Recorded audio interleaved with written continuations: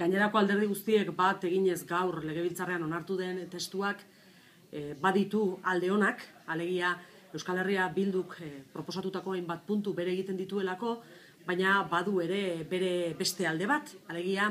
hainbat alderdik bat egin dute testuan, paperean bat egin dute, baina bat egite hori ez dator bat beraien praktika politikoarekin, eta hori bera iruditzen zaigu lotsagarria dela, eta gu ez gaude legebiltzarrean inoren lotsak eta inoren jarduerak estaltzeko eta zuritzeko.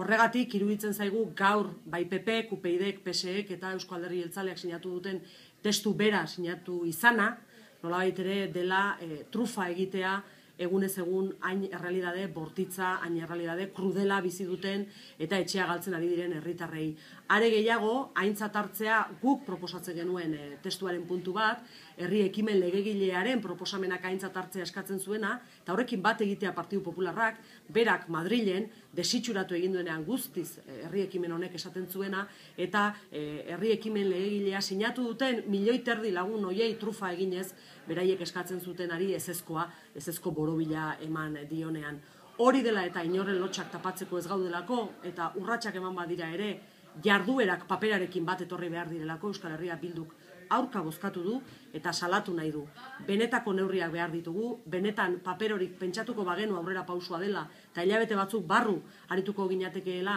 etxe gabetzeak eten direla esanez eta zorionduz, ona litzateke, baina tamalez hilabete batzuk barru jarraituko dugu. Oraindik ere, egunez egun kaleratzeak pairatzen dituzten herritarretaz hitz egiten.